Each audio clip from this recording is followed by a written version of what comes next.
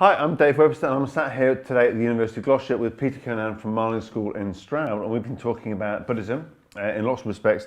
Now I want to talk with you for a few minutes about the textual traditions in Buddhism, what is sometimes referred to in the Theravada tradition as the Pali Canon, and we've got some examples of it that we'll talk about as we go on. The Pali Canon, the language being Pali, is often referred to as the Tripitaka or Tripitaka, the three baskets. What are these three collections?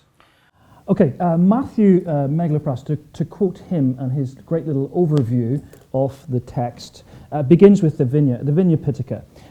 This reflects, he says, the early life of the Buddhist community. The Buddha needed every 2 weeks to recite the rules of the Buddhist monastery, and these rules were recited and recited. At the death of the Buddha, perhaps there were several schools developed, but these rules developed into lots of different schools until eventually this set of codified rules for monks and nuns was written down. So that's the Vinaya Pitaka.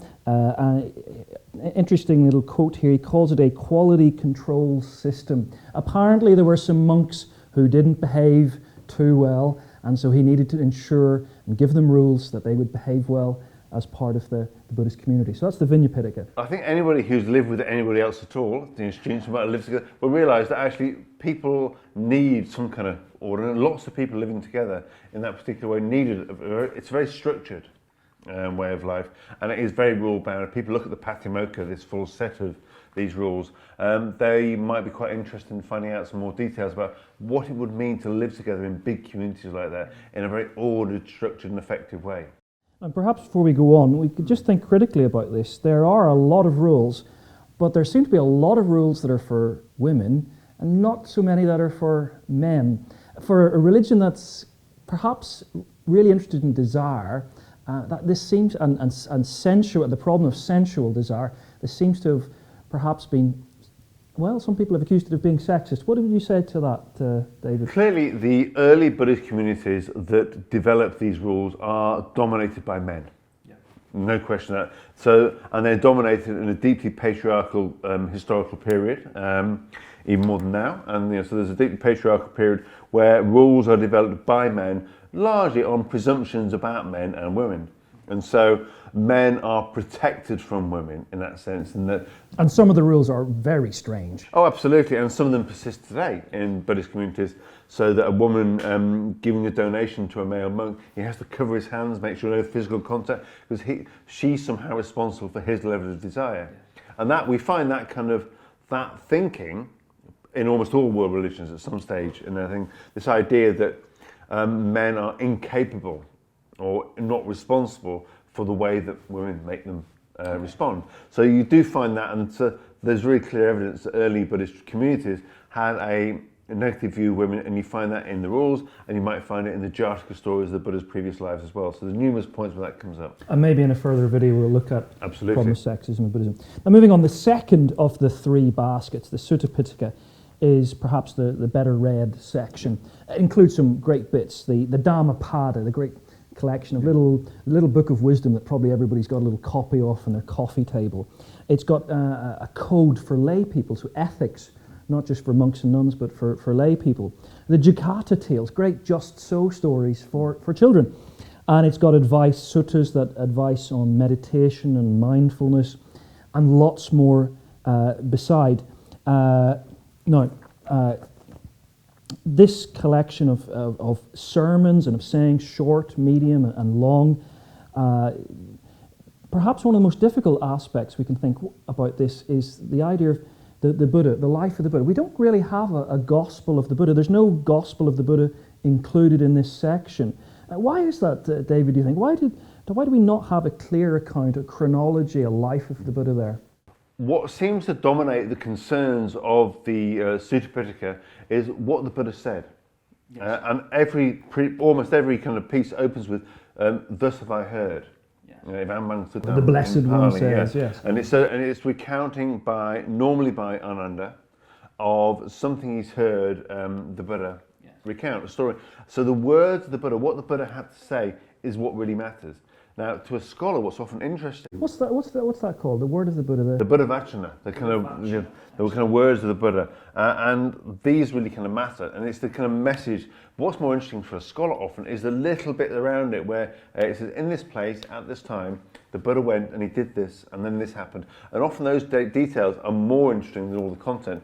But as you rightly say, the Sutta Pitaka is a more read section because it involves the Buddha giving sermons, and it's like all Buddhist things in more structure and lists beyond those three. There are lots more divisions underneath them, such as the Majjhima Nikaya, the middle-length sayings, which are translated in English, and are, at least compared to some of the literature we might talk about in a minute, fairly readable, and most of the incidents that people have heard of from the life of the Buddha are recounted within them. Yes, great. The last section, the advanced, or the Abhidhamma, the advanced teaching collection or basket, Pitta.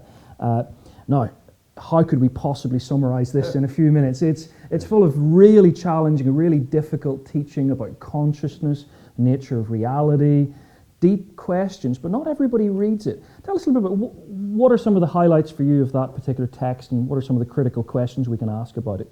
So the Abhidhamma rightly means kind of Abhi, the kind of higher, further Dharma or teachings, is a collection of texts, and it wasn't the same for every tradition as they emerged. They developed their own Abhidhamma traditions, but it was people taking the material that was in the suttas and trying to make it abstract, codify it.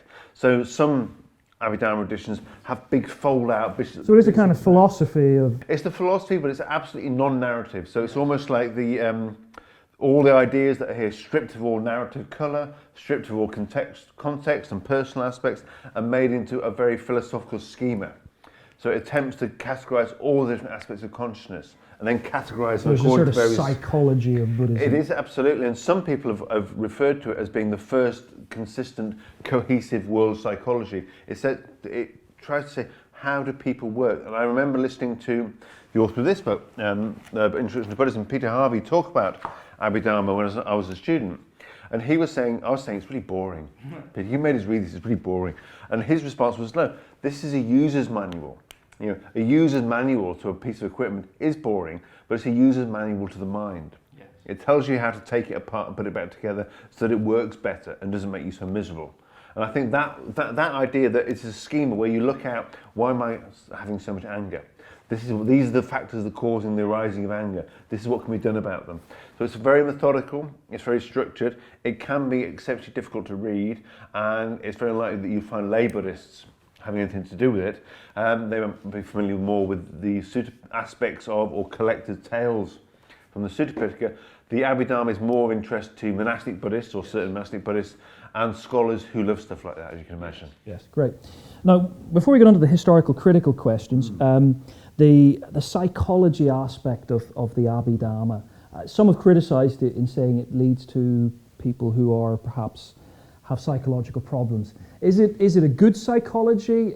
Does it marry with contemporary psychology? What do you think about the end product of reading that and practicing it?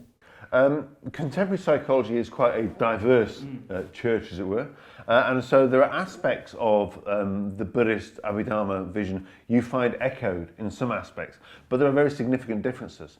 For one thing, according to the Buddhist version of it, nobody is mentally healthy. Yes. We also have very substantial difficulties, and we all need treatment probably quite quickly because we're all doing things wrong. It's a bit Freudian, that, yeah. So there are kind of echoes. When you read it as with a psychological lens on, it starts setting off certain flags in that response. However, if you see, it depends how you read it. Some people have read it and said, well, this seems to be basically suppression. Yes. But other Buddhist writers responded to this critique and said, actually, it's not about suppressing sexual desire, say, it's about exploring its roots. Yes. And working through it in meditation. But it is very different to a contemporary psychological response to it. Although there are those interested in the contemporary mindfulness movement and some within the positive psychology movement who have a lot more interest in the Abhidhamma than many more Lacanian, Freudian psychotherapist approaches. Fantastic. I do want to look at this question of historical critical studies and the text. So this idea of the word of the Buddha that Megha talks about, Buddha Vachara, to what extent can we read, or would Buddhists read the text as a divine revelation, or to what extent is it something else? I think divine revelation is very fixed in our head from being brought up, I think, at least both of us, in a divine revelation type model of what religion is. So that sense, for many Buddhists at least, would see it not as divine revelation, but as the teachings of this kind of person who, as we said in the previous video, discovered the way, a kind of path maker, discovered this path, and it's him. It's almost like a map. But some people see it as so the Theravadan tradition, as I understand it, has a very fixed approach to the text. The text has been canonized and established. It's and that's it. It's been done and dusted. But not everybody agrees with that. No, not far from it. And actually, the approach of canonizing the text and venerating rather than worshipping the text is very widespread, but also it's very diverse. So the Mahayana traditions, in what they refer to rather evocatively as the second turning of the Dharma wheel, the Buddha's the first, he sets it in motion. The second have an outpouring of new sutras, the perfection of wisdom literature. And they see these are much more like something divine because they have been revealed by the Buddha but concealed somehow for the time when people can understand them. And so you get an outpouring of literature that kind of doesn't stop, really. So there's this idea of almost like a kind of theistic notion of ongoing revelation, but something about literature not being closed off but in a process of ongoing development, which is very different. And if I could just hang on just for a sec, authority. The question of authority is really important. In Tibetan thought, authority is not held primarily by the text, but with perhaps the tradition of lamas. How is authority, as you understand it, important? How is it carried out across different traditions? And what you'll find is that varies. So if you look at some forms of Zen Buddhism, you find that there is a lineage tradition in the same way you were talking about in relation to Tibet. So if you studied with somebody who's patriarchs and traditions, and you studied with a kind of master, and you pass it in small group teaching from master to pupil in this respect. You'll find in the Theravada tradition the idea of there is meant to be a kind of canon, but there is also a monastic authority of various sorts. But then you find in some Japanese and Chinese forms of Buddhism the idea that a text has a specific text. So you'll find a school of thought centered around a particular text, and they almost seem to worship that sutra, because there's the Lotus Sutra, more than the idea of the Buddha themselves, and they become fixated on the primacy of that text. Thank you. I think that's all we've got time for. Thank you very much. Okay, pleasure.